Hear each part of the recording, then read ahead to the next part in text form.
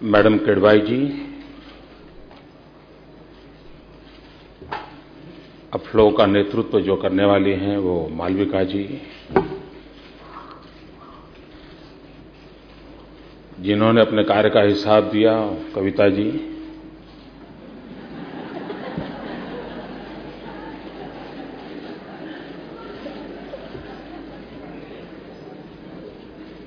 बहनों,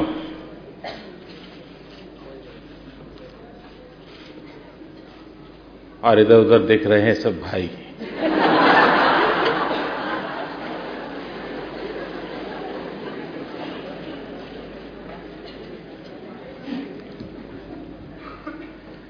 मैं सबसे पहले आपसे क्षमा मांगता हूं, क्योंकि ये कार्यक्रम की रचना शायद 11th को तय हुई थी और मुझसे भी आग्रह था कि मैं 11th को आपके कार्यक्रम में आऊं, लेकिन 11th से नवरात्रि का पर्व शुरू होता है और मैं उसमें जरा ज्यादा ही रहता हूं, उसके कारण मेरे लिए वो 10 दिन निकलना मुश्किल था। तो मेरे कारण आप सबने अपनी डेट बदली, आपको कष्ट हुआ, फिर आपने फीके ऑडिटोरियम में कार्यक्रम रखा था,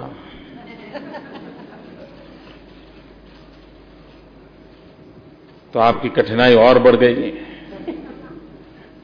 तो आपको फिर वेन्यू चेंज करना पड़ा, आपको कष्ट हुआ, और यहां पर भी इतने लोगों को खड़ा होना पड़ रहा है, आपको कष्ट हो रहा है। इन सब बातों के लिए मैं आपसे क्षमा मांगता हूं। मुझे एक विषय, आज एक नया अनुभव हुआ इस बार, जो मैं शेयर करना चाहता हूं, और हो सकता है कि मेरे भाषण में भी उन चीजों की कुछ झलक दिखेगी। शायद ये मेरा पहला प्रवचन ऐसा है। आप क्यों हंस रहे हैं?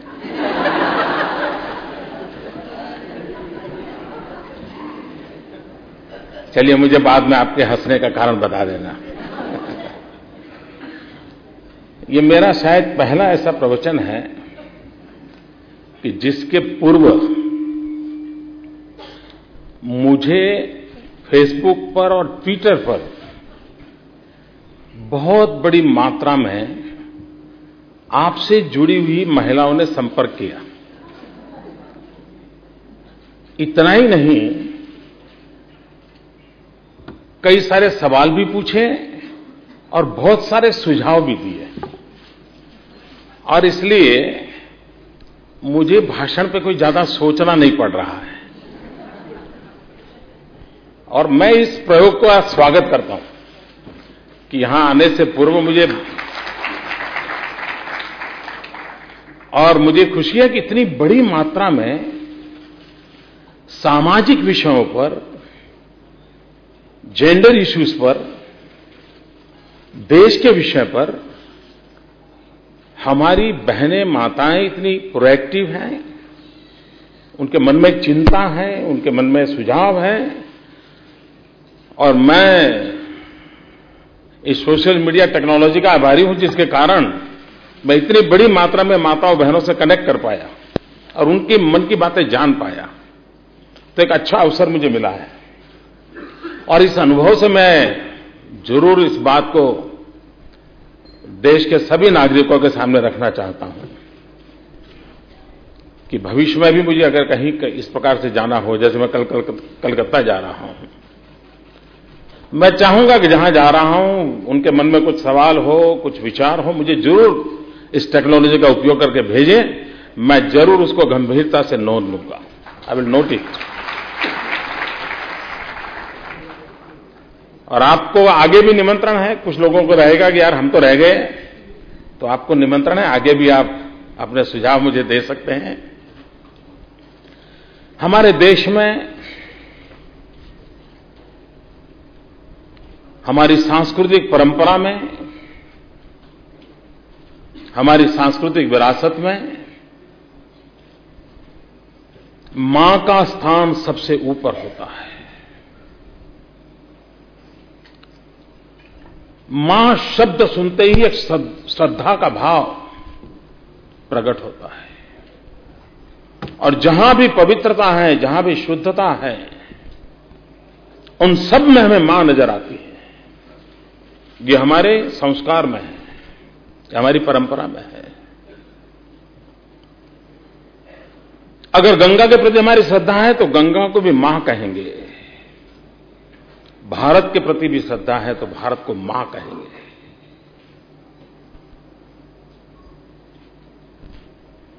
गाय के प्रति श्रद्धा है तो गाय को भी मां कहेंगे। और उस अर्थ में सदियों से हमारे देश में मां का स्थान, नारी का स्थान सर्वोपरि माना गया है, और उसमें कोई दुविधा कभी नहीं रही। लेकिन हजारों 1200 साल की गुलामी के कालखंड में हमारे भीतर बहुत सी बुराइयां आई, बहुत सी कमियां आई, और कमियां इस रूप तक आई कि 18वीं सेंचुरी में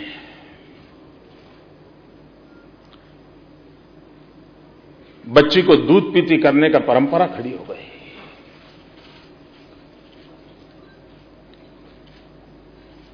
बच्ची के जन्म के साथ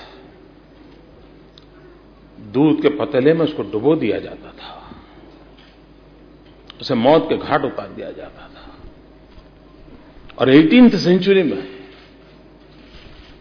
वो सामाजिक कारण रहे होंगे, जो भी उन्होंने उस समय कारण दिए होंगे, लेकिन हम कल्पना कर सकते हैं ये यहां तक हमारी विकृति पहुंची।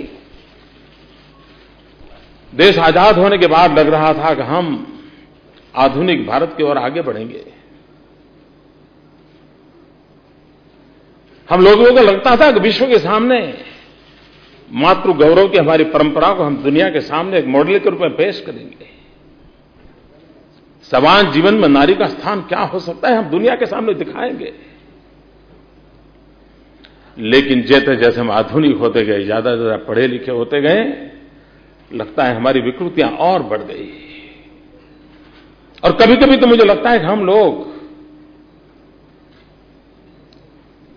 18वीं सेंचुरी से भी कभी कभी पीछे गए हैं, ऐसा व्यवहार करते हैं। कम से कम 18वीं सेंचुरी में बेटी को जन्म लेने का अवसर मिलता था, उसे सांस लेने के कुछ पल मिलते थे, उसकी जन्मदात्री मां को देखने का सौभाग्य मिलता था। पल दो पल क्यों न हो अपने रिश्तेदारों की ओर नजर करने का अवसर मिलता था, और बाद में उसको मौत के घाट उतार दिया जाता था। लेकिन आज 21वीं शताब्दी में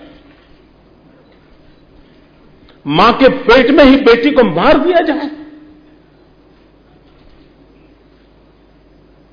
बेटी होने वाली इसलिए गर्भपात हो,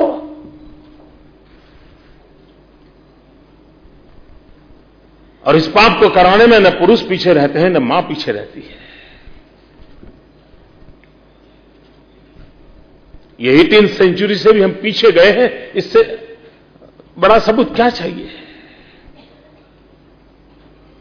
ये पीड़ा मेरे राज्य में भी है। 2001 के सेंसस को जब मैंने 2004 में पाया और देखा, रोंगटे खड़े हो गए।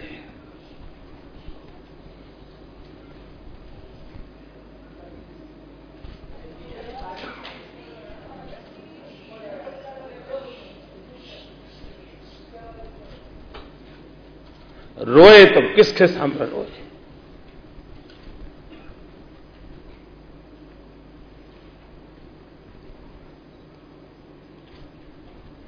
कहे तो किसको कहे।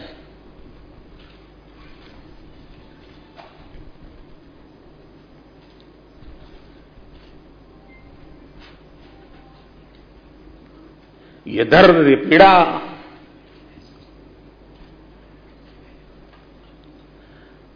कि 21वीं सदी में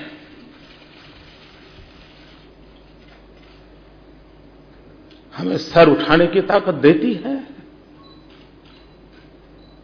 और तब जाकर के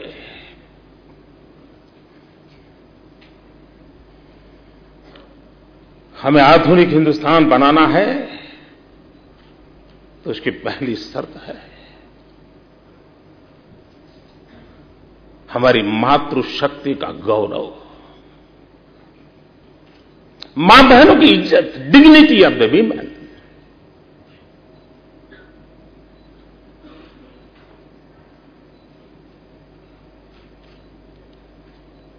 समाज जीवन में स्थितियों को बदलना पड़ेगा। तो एक तरफ हम जो बुराइयों में फंसे हैं उसको बड़ी कठोरता के साथ उससे मुक्ति के लिए हम सबको प्रयास करना होगा। व्यक्ति के नाते, परिवार के नाते, समाज के नाते, सरकार के नाते हम सबको करना पड़ेगा।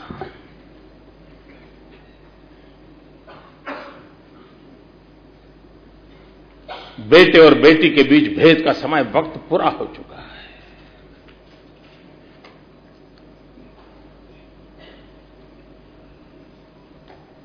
और मैंने ऐसे परिवार देखे हैं, सुख हो, वैभव हो, सब कुछ हो, 4-4 बेटे हो, लेकिन मां बाप को रहने के लिए जगह न हो। मैंने ऐसे परिवार देखे हैं। मां ने बेटे को इसलिए बड़ा किया था कि बेटा बुढ़ापे में काम आएगा, लेकिन मैंने ऐसी माताएं देखी, ऐसी बेटियां देखी हैं जिन बेटियों ने बुढ़ापे में मां बाप को कमी महसूस न हो इसलिए शादी करने से इनकार कर दिया। मां बाप की अकेली बेटी होने के नाते जिंदगी मां बाप को समर्पित की और जीवन भर कोई बेटा काम करे उससे ज्यादा अच्छा बेटी ने मां बाप का शान शौकत बढ़ाने का काम किया।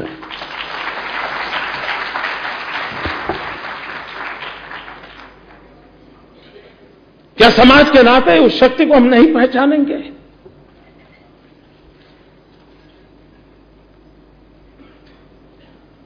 आज जीवन का कोई भी क्षेत्र देखिए, जहां भी लड़कियों को अवसर मिला है, बहनों को अवसर मिला है, वो पुरुषों से 2 कदम आगे निकल गई है। इस धरातल की सच्चाई को हमें स्वीकार करना होगा और एक समाज के नाते, परिवार की व्यवस्था के नाते हम सबसे पहले इस काम की ओर आगे बढ़ना होगा।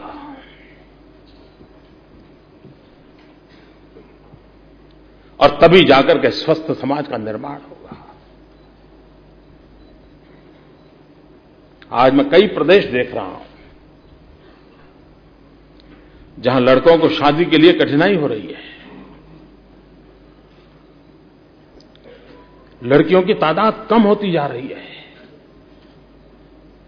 समाज इम्बैलेंस हो रहा है। संसार चक्र एक तरफ लुढ़क रहा है। एक समाज के नाते ये हम सब की चिंता का विषय होना चाहिए। कभी कभी हम माताओं बहनों की शक्ति को पहचानने में गलती कर देते हैं और विशेष करके पुरुष सबसे बड़ी गलती करते रहते हैं।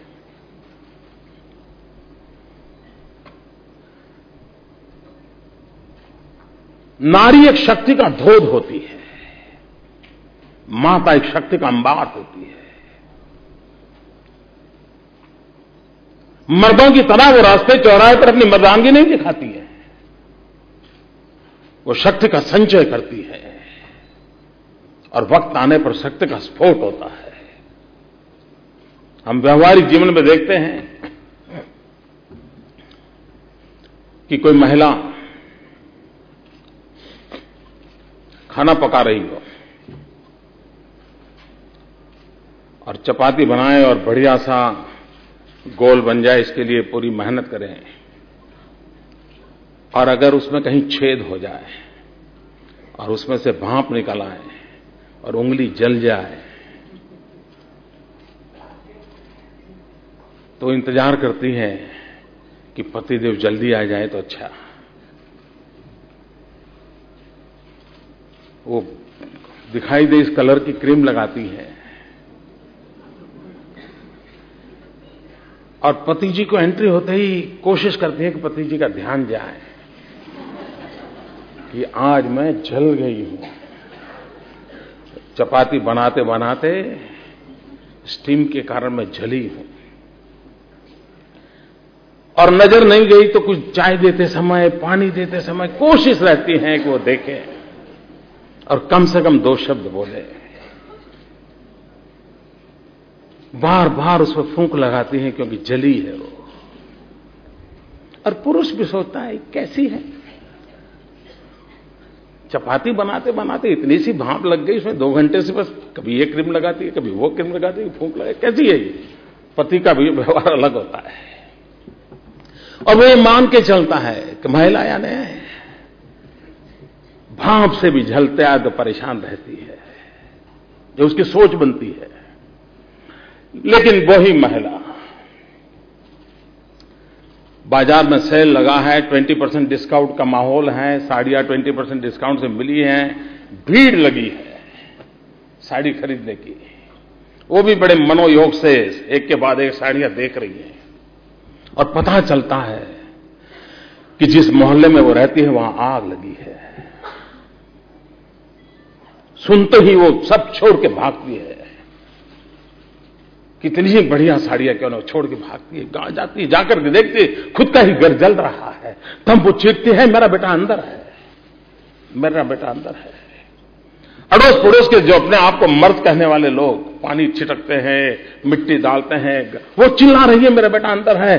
कोई हिम्मत नहीं करता है बच्चे को अंदर ले जाने के लिए, लेकिन वो मां जो भाप के कारण जलते हुए 2 घंटे तक फूंक लगाती रहती है, वो एक पल की परवाह किए बिना उस घर के अंदर कूद पड़ती है और अपने बच्चे को जिंदा लाने की कोशिश करती है।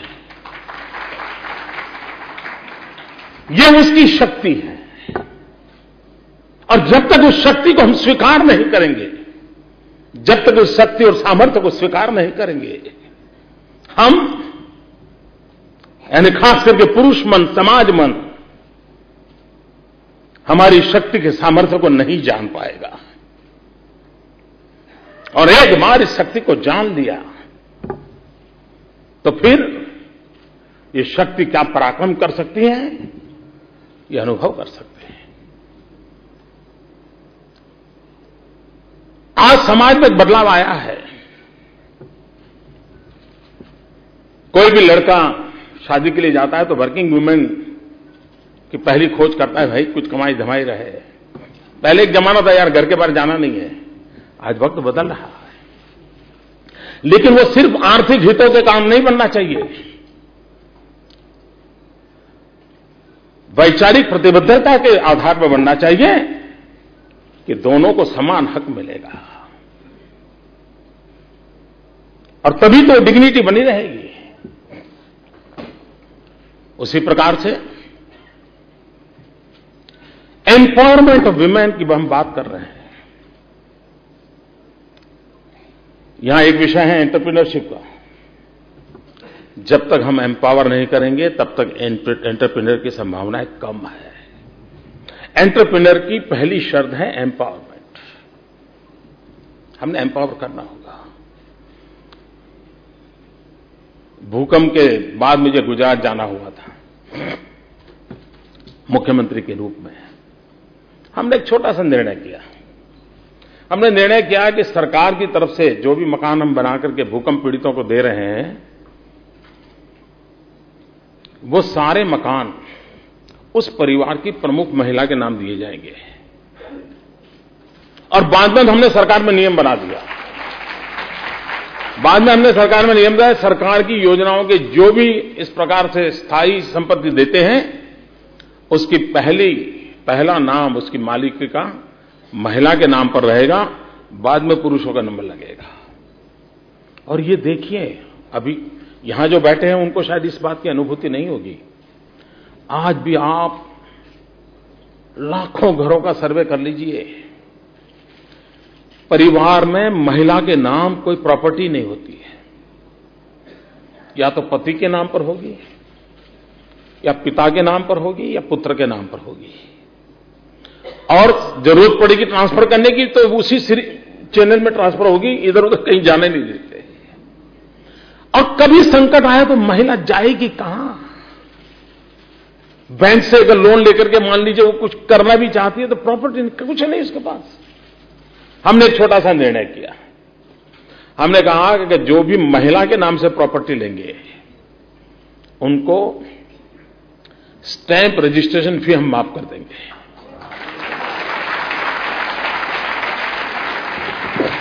उसका परिणाम ये आया, सरकार की तिजोरी पर तो पिछले कुछ वर्षों में 550-600 करोड़ का हमारा नुकसान हो गया, लेकिन लाखों परिवारों में प्रॉपर्टी महिलाओं के नाम खरीदी गई।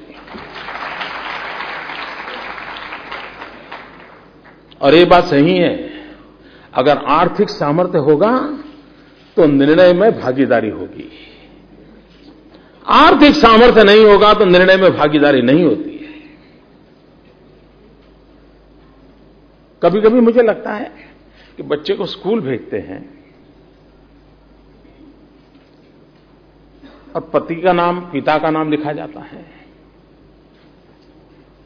क्या कभी सोचा बच्चे का जन्म होता है तो 9 महीने तक परेशानी मां झेलती है, पैदा होने के बाद रात दिन सोना छोड़ करके उसकी देखभाल करती है, बच्चा भूखा है तो मां खा नहीं सकती है, लेकिन वही बच्चे को स्कूल भेजें तो मां नॉन एंटिटी है। मित्रों, हमने एक छोटा सा निर्णय किया कि स्कूल में बच्चों को दाखिल करेंगे, मां का नाम पहले लिखा जाएगा, बाकी सब बाद में प्रोसेस जो करना है करिए। चीजें छोटी छोटी हैं, लेकिन हमने एक मनोवैज्ञानिक तरीके से इस एम्पावरमेंट विषय को समझना होगा और जीवन के हर व्यवहार में इन चीजों को किया जा सकता है। और अगर हम इसको करते हैं तो उसके कारण एक शक्ति का भी उजागर होना बड़ा स्वाभाविक होता है और उसका परिणाम आता है। शासन में इतने परसेंटेज दिखना फलाना वो तो होता रहता है। महिलाएं कैसा कमाल करती हैं, मैं कुछ उदाहरण देना चाहूंगा। एक बार मुझे हमारे यहां डाकोर एक तीर्थ क्षेत्र है, उसके नजदीक के गांव से कुछ बहनें मिलने आई, तो मैं उनसे मिला। 17-18 बहनें थी और ये मैं कोई 8-9 साल पहले की बात कर रहा हूं।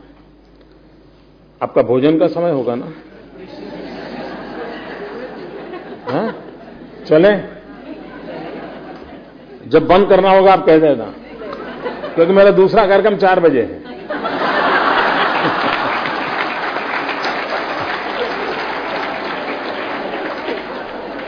और मेरे कारण माताएं बहनें भूखी रहे वो ठीक नहीं है।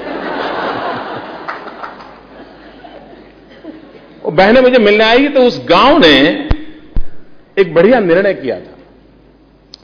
ये रिजर्वेशन सिस्टम के कारण उस गांव में पंचायत के प्रमुख के नाते उस समय महिला की बारी थी, तो नेचुरल कोर्स में कानूनन महिला गांव की सरपंच बनने वाली थी। लेकिन गांव ने निर्णय किया कि भाई अगर एक बहन सरपंच बनने वाली है और 1/3 बहनें जीत करके आने वाली है, क्यों ना इस बार 5 साल के लिए सारा कारोबार महिलाओं को दिया जाए। और हैरानी की बात है, किसी पुरुष ने चुनाव में अपना नामांकन नहीं भरा। वो पुरुषों को बधाई दो।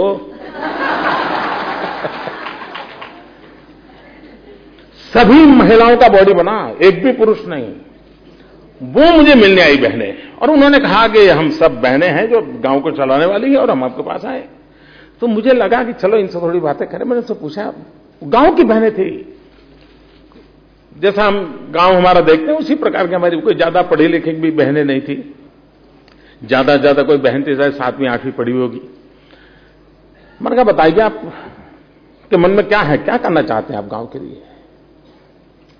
शायद मुझे ये प्रश्न मैंने हिंदुस्तान में किसी भी कोने में राजनेताओं को पूछा होता, मुझे शक है शायद मुझे जवाब न मिलता जो उन बहनों ने मुझे दिया।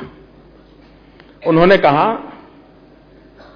हमें 5 साल का अवसर मिला है, हम कुछ ऐसा करना चाहते हैं कि हमारे गांव में कोई गरीब न रहे।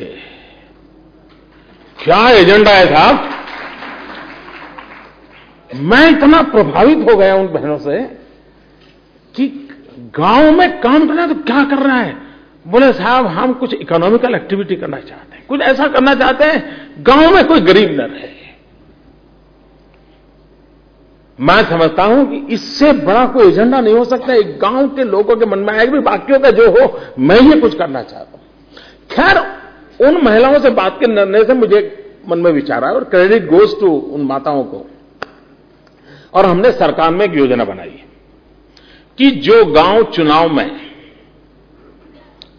सभी महिलाओं को पसंद करेगा उस गांव को स्पेशल स्टेटस देंगे, स्पेशल ग्रांट देंगे। और आप माताएं बहनें आप जान करके खुशी होगी, देश के लोग मेरे से मुझसे सुन रहे हैं खुशी होगी, मेरे गुजरात में 300 से अधिक गांव ऐसे निकले जिन्होंने पूरा कारोबार माताओं के हाथ में दिया हुआ है।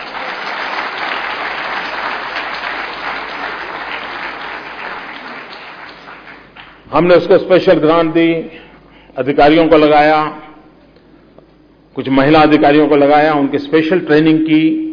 अनुभव यह आया है सिर्फ व्यापार धंधा नहीं, सिर्फ कारखाना चलाना ऐसा नहीं, स्कूल चलाना ऐसा नहीं, ये माताएं बहनें शासन भी उत्तम तरीके से चला रही है।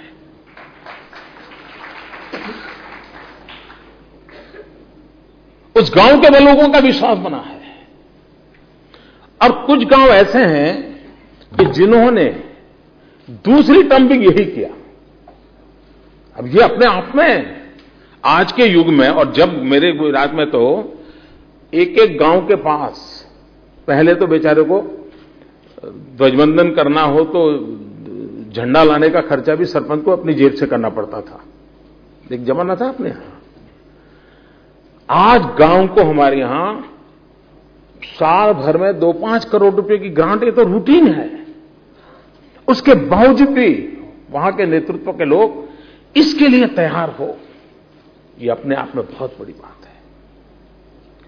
भाइयों बहनों, कभी कभी ये चलता है कि भाई एंटरप्रेन्योरशिप के लिए कोई ट्रेनिंग हो, कोई फाइनेंशियल अरेंजमेंट हो, लेकिन हमें कई ऐसे उदाहरण मिलेंगे कि जिन उदाहरणों में हमें ध्यान में आएगा कि हर एक के अंदर एंटरप्रेन्योरशिप की क्वालिटी इनबिल्ट होती है। उसको उसके अंदर पड़ी हुई शक्तियों के अनुकूल अगर व्यवस्थाएं मिले, अवसर मिले, प्रोटेक्शन मिले, तो वो परिणाम देने का सामर्थ्य रखते हैं। और इसलिए एक सरकार के नाते, एक समाज के नाते, एक व्यवस्था के तहत हम लोगों को ये शक्तियां कैसे खिले, उस पर हम कैसे बल दें, उसको हम कैसी प्राथमिकता दें, और अगर देते हैं तो उसका परिणाम आता है। भारत के विकास दर की चर्चा होती है, ग्रोथ की, और कभी कभी निराशा आती है, नहीं नहीं भाई इससे आगे नहीं बढ़ सकते, नहीं इसका, ऐसी चर्चा होती है। आज हम जहां हैं वहां हमारी मातृशक्ति के ऑर्गेनाइज वे में जो इन्वॉल्वमेंट चाहिए उसकी मात्रा बहुत कम है। पॉलिसी के तहत समाज की 50% शक्ति को जोड़ना है। ये अगर निर्णय करके हम करेंगे तो भारत जो आज ग्रोथ के कारण जहां अटका हुआ है उसको आगे खींच के ले जाने का काम अकेली हमारी ये 50% माताएं बहनों की शक्ति कर सकती है। ये हमारी विकास यात्रा में उनको हिस्सेदार बनाना पड़ेगा, उनको जोड़ना होगा, और जोड़ते हैं तो परिणाम आता है। और पश्चिम के लोगों की सोच है कि भारत में महिलाएं यानी घरेलू होती हैं और कोई कामधाम नहीं होता है। मैं पश्चिम की सोच से सहमत नहीं हूं। आज आप हिंदुस्तान के किसी भी ट्राइबल इलाके में चले जाइए और वहां आप देखना, ट्राइबल इलाके में वहां की सारी इकोनॉमी का ड्राइविंग फोर्स है तो हमारी वहां की ट्राइबल माताएं बहनें हैं, और पुरुषों से डबल मेहनत करती हैं, वो घर चलाती हैं। आज के हिंदुस्तान का जितना भी डेयरी उद्योग है, पशुपालन है, मैं नहीं मानता हूं उसमें पुरुष का कोई बड़ा कंट्रीब्यूशन है, मिनिमम कंट्रीब्यूशन है। आज जिस अमूल की इतनी बड़ी चर्चा हो रही है, यह अमूल कौन चलाता है जी? गांव-गांव बैठी हुई माताएं बहनें जो पशुपालन के लिए अपना जीवन लगाए बैठी हैं, और उनके पुरुषार्थ का परिणाम है कि दुनिया के अंदर अमूल एक ब्रांड बन जाती है।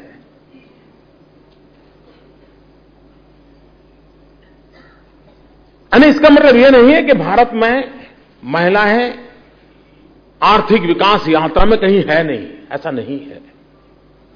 लेकिन जो कमी है वो कमी यह है कि ये सब करने के बावजूद भी वो डिसीजन मेकिंग प्रोसेस में पार्टनर नहीं है।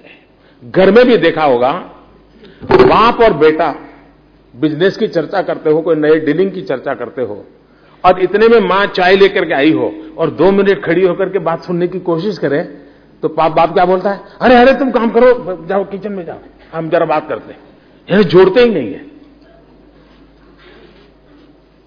जरा बताओ तो, जरा सही बोल रहा हूं ना? हाँ, तो ये बदलाव लाना है। हमने उनको निर्णय प्रक्रिया में जोड़ना होगा, और डिसीजन मेकिंग प्रोसेस में जितनी उनकी भागीदारी बनेगी उतनी ही शक्ति बढ़ने वाली है। जहां तक एंटरप्रेन्योरशिप का सवाल है, आप मुझे बताइए, किसी छोटे मोटे उद्योगकार का इतनी बड़ी मात्रा में मल्टीनेशनल पिज्जा हट मानो आ गए हो, उसके काम में कोई टिक सकता है क्या? टिक सकता है क्या? नहीं टिक सकता ना। मैं आपको उदाहरण देता हूं। अहमदाबाद में हमारे यहां एक जसू बहन के पिज्जा बहुत पॉपुलर है, जसू बहन के पिज्जा। और पिज्जा हट के बगल में अगर उसका आदमी स्टॉल लेकर के खड़ा है तो हमारे यहां पढ़ा लिखा नौजवान होगा तो भी जसू बहन के पिज्जा को हाथ लगाता है, उधर नहीं लगाता है।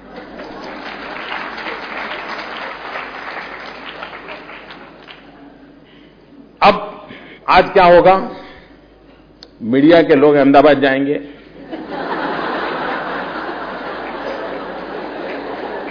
वो ढूंढेंगे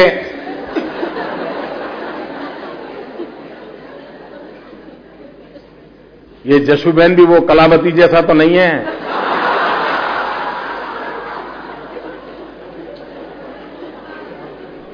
और इसलिए मैं कह दूं मीडिया के मित्रों को, उन जसू बहन का 5 साल पहले स्वर्गवास हो गया।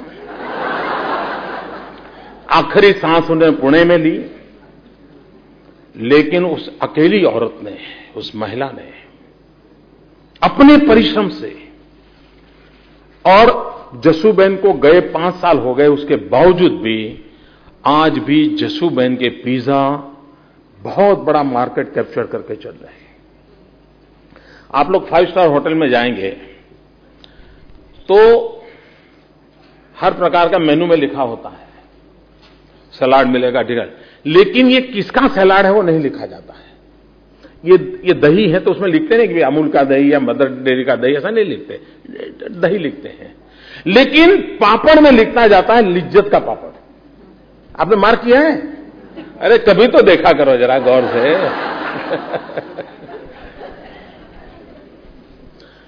अकेला ये 5 स्टार होटल में भी मेनू में पापड़ लिखा जाता है, वहां लिखा जाता है लिज्जत पापड़। माताएं बहनें कभी लिज्जत पापड़ का स्टडी करें, हमारे फिक्की के लोग भी स्टडी करें, ये लिज्जत पापड़ है क्या? गुजरात की आदिवासी अनपढ़ बहनों का एक समूह जिसने इस लिज्जत पापड़ को प्रारंभ किया। और 80 रुपया, द फर्स्ट एडवेंचर जब उन्होंने किया तो 80 रुपया किराए से लिया था, और धीरे धीरे एक ऐसा कोऑपरेटिव का मॉडल खड़ा कर दिया। आज लिज्जत पापड़ अरबों खरबों रुपयों के बिजनेस में लगे हैं, अरबों खरबों के, और सब कुछ महिलाओं के द्वारा चल रहा है। एंटरप्रेन्योरशिप का ये मॉडल है जिसको हम देख सकते हैं कि कैसे करते हैं। कोई एक जसू बहन हो, परिवार में संकट आया, अपने जिम्मेवारी उठाई, जिम्मेवारी को निभाएगा। बीच में एक टीवी सीरियल आती थी, मैंने पूरा देखा नहीं, लेकिन मोटा मोटा मैं समझता हूं शायद उसी पर थी। मेरी गलती हो जाए तो क्षमा करना, क्योंकि मेरा उस विषय में ज्ञान बहुत कम है। लेकिन इंदु बहन के खाखरा, हाँ शायद वही टीवी सीरियल ऐसा ही कुछ था। एक विधवा महिला अपने बच्चों की पढ़ाई के लिए, गुजरात में एक खाने की रोटी का एक प्रकार है, सूखी रोटी का खाखरा, आजकल तो पूरे देश में वो पॉपुलर हो गया है। वो इंदु बहन ने अपने बलबूते पर उस काम को बढ़ाया। अब उन्होंने, उनके बच्चों ने चलाया है, पढ़े लिखे बच्चे हैं लेकिन उस काम में लगे हैं, और आज वो इस क्षेत्र में, यानी खाद्य पदार्थों के क्षेत्र में उन्होंने अपना एक नाम कमा लिया है। अगर एक बहन समय के कारण कुछ काम शुरू करती है, लेकिन किस प्रकार से कर सकती है, इसका हम निर्णय देख सकते हैं। कभी कभी जो न्यू एवेन्यूज की बात होती है, कैसे प्रोफेशनलिज्म आ रहा है, किस प्रकार से काम आगे बढ़ रहा है, हम बारीकी से देखें तो हमें उसमें से प्रेरणा मिलती है। और ये सरकार नहीं कर रही है, मैं जो बोल रहा हूं उसमें न नरेंद्र मोदी का कोई रोल है, न गुजरात सरकार का कोई रोल है। मैं सिर्फ ये माताओं बहनों की ताकत का ही वर्णन कर रहा हूं। उन्हीं के भरोसे होता है और उन्हीं के अपने पुरुषार्थ से होता है।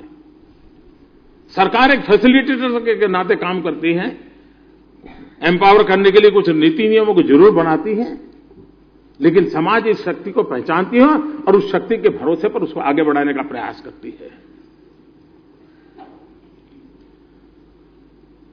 एक ऐसा एवेन्यू मुझे नजर आता है, जैसे आप में से अधिकतम महिलाएं फिक्की से जुड़े हुए, इसलिए मैं आप ही को एड्रेस करते समय कहना चाहूंगा, आपके परिवारजन कोई न कोई उद्योग व्यवसाय में होंगे, आप भी हो सकते हैं उसमें, और आपके उस व्यवसाय के कारण आपके परिवार की एक पहचान भी बनी होती है।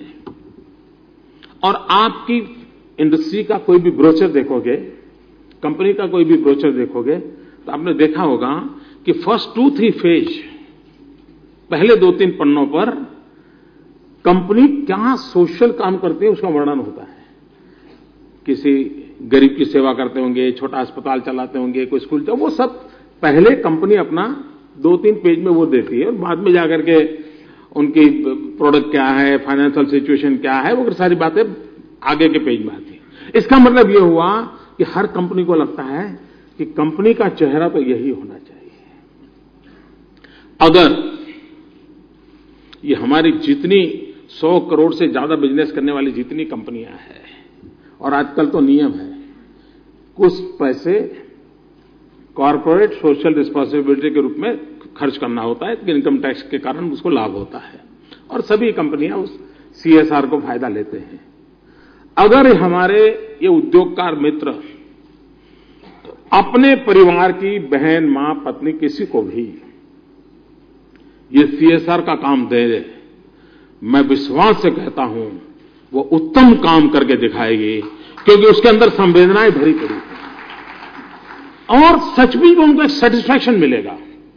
सिर्फ हम उस व्यवसाय से जुड़े हुए, हमारे पति जुड़े, हमारा परिवार जुड़ा है, उससे बाहर निकल करके ये सचमुच में एक बहुत बड़ा क्रिएटिव रोल कर सकती है। हमने एक छोटा प्रयोग अभी प्रारंभ किया है, अभी शुरुआत है।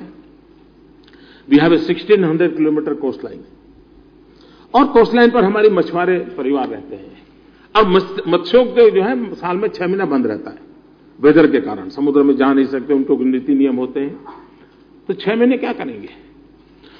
और जो मछली पकड़ने जाते हैं वो समुद्र में रहते हैं और महिलाएं जो होती हैं वो किनारे पर मछली के व्यापार के संबंधित सारे काम अपने करते रहते हैं। उनके अंदर नेचुरल कोर्स में एंटरप्रेन्योर क्वालिटी होती है, वो चीजों को कर सकती है, लेकिन 6 महीने खाली होती है। और ऐसे परिवारों को आर्थिक चक्र 6 महीने का जीरो हो जाए तो क्या होगा, आप अंदाज कर सकते हैं। हमने एक छोटा सा प्रयोग प्रारंभ किया, सी वीड कल्टीवेशन, और समुद्र के अंदर 45 दिन का एक चक्र है, एक विशिष्ट प्रकार की वनस्पति उगाने का काम हमने शुरू किया है। अभी पायलट प्रोजेक्ट 2-3 जगह पे किए, इतना अच्छे रिजल्ट आ रहे हैं। और इन दिनों जितनी मेडिसिन बन रही है उन सारी मेडिसिन का बेस सीवीड होता है। आने वाले दिनों में फार्मास्यूटिकल इंडस्ट्री को ये बहुत बड़ा काम आने वाला है। इतना ही नहीं, आप खेती के लिए जितनी दवाइयां बनाएं उसके बेस में भी काम आते हैं। फर्टिलाइजर के साथ एडिशनल कोई चीज देनी है तो उसी का पानी काम आता है। यानी एक मल्टीपल यूटिलिटी है। एक ऐसा एवेन्यू है जो सिर्फ महिलाएं चला रही है। जहां हमने मॉडल शुरू किया है महिलाओं के माध्यम से हो रहा है। कहने का तात्पर्य है कि महिलाएं चाहे बहुत बड़ी मात्रा में, अब एक मुझे किसी ने बताया, मैं अभी तक मिला नहीं हूं लेकिन मैंने सुना है, कहते हैं कि एक गांव के हमारे यहां सखी मंडल की बहनें, उन्होंने एक छोटा सा ग्रुप बनाया। वो 1-2 रुपया अपना बचत करते थे और उस बाद में गवर्नमेंट की तरफ से पैसे मिले, कुछ बैंक लोन मिला। उन्होंने एक छोटा काम किया, सर्विस सेक्टर में एंटर हुए और उन्होंने एक यूनिफॉर्म बना दिया वो 10-12 बहनों का, और केटरिंग के लिए उन्होंने अपने आप को ऑफर किया। वो बना नहीं सकते थे, लेकिन कहीं पर समारोह है तो सिर्फ टेबल पर खड़े रह करके परोसने का काम शुरू किया उन्होंने। सिर्फ परोसने का काम शुरू करने के कारण जिस व्यक्ति के यहां ये समारोह है उसके खर्च में 30-40% कटौती होगी, क्योंकि वेस्टेज बंद हो गया। ये परोसने वाली बहनें ढंग से यूनिफॉर्म में होने धीरे धीरे उनको एक अच्छी क्वालिटी का काम भी आ गया।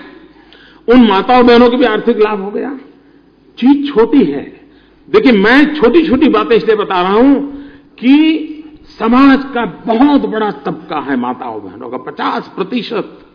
हर एक के लिए कुछ न कुछ काम हो सकता है।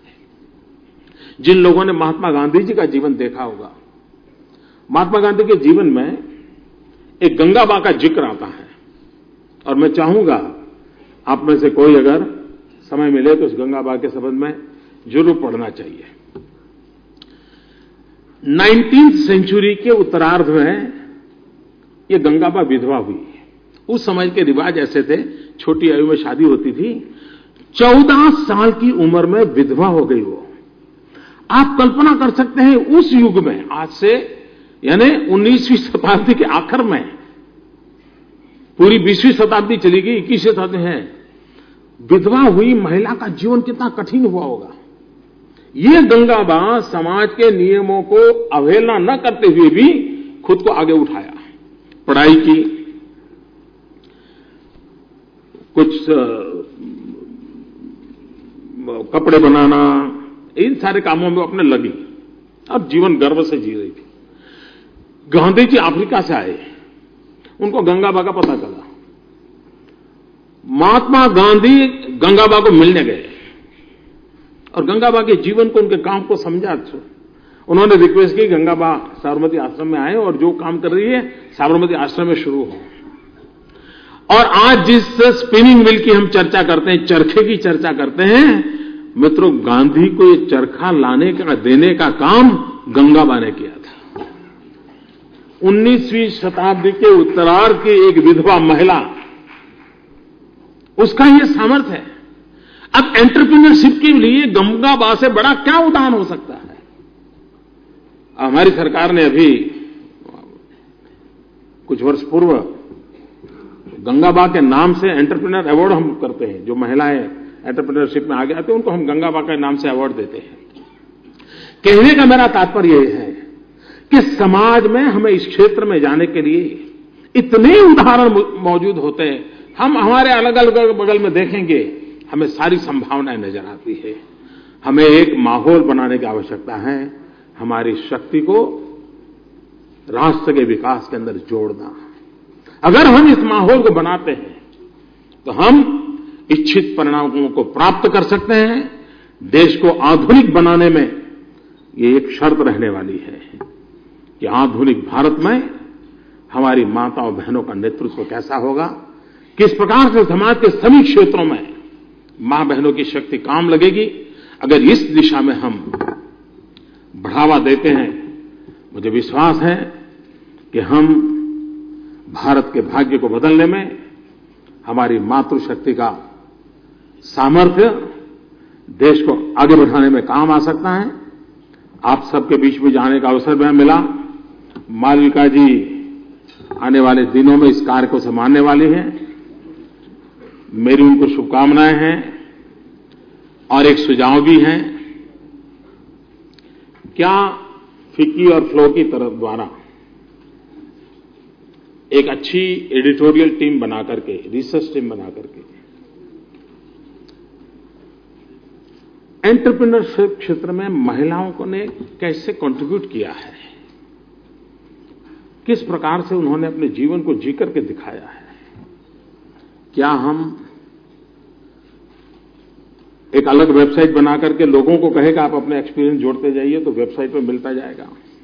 एक एडिटोरियल बोर्ड बना करके आपके अगले साल कोई और आने से पहले एक पूरे देश में सिलेक्टेड 200-250 लोगों का एक अच्छा ग्रंथ, बुक हम निकाल कर दे सकते हैं और सब मेंबर को एक प्रेरणा देंगे। और हर वर्ष फिर 200 नए किसी और क्षेत्र के, इन सारी चीजों को उजागर करने की जरूरत है, उसको कंपाइल करने की जरूरत है। और आज जो टेक्नोलॉजी है, उस टेक्नोलॉजी के माध्यम से इन चीजों को खोजना, पाना, इन सारी बातों को हम कर सकते हैं। आप में से कभी एक लेडी फोटोग्राफर थी जिसका अभी स्वर्गवास हो गया, 100 ईयर हो गए थे उनको, होमी जी। उस जमाने में पत्रकारिता क्षेत्र में, फोटोग्राफी में उसने नाम कमाया था। और आज भी आजादी के आंदोलन के कुछ महत्वपूर्ण जो फोटोग्राफ आज भी हिस्ट्री के बहुत बड़े उसी से, उस एक महिला का काम था उस जमाने में। आज भी किसी महिला को इस पत्रकारों की भीड़ में फोटो निकालने के लिए आना हो तो बेचारी को कितनी दिक्कत होती है। उस जमाने में उस महिला ने क्या क्या ताकत होगी भाई। और इसलिए हम छोटी छोटी चीजों का अगर गर्व करें, हम उनका आदर करें, समाज की शक्ति बढ़ती है जी। और समाज की शक्ति बढ़ाने के काम को लेकर के हम आगे बढ़ें। मुझे आपके बीच आने का अवसर मिला, मेरी तरफ से आपको बहुत बहुत शुभकामना है। आपके साथ बात करने के लिए अवसर मिला, मैं आपका बहुत आभारी हूं। धन्यवाद।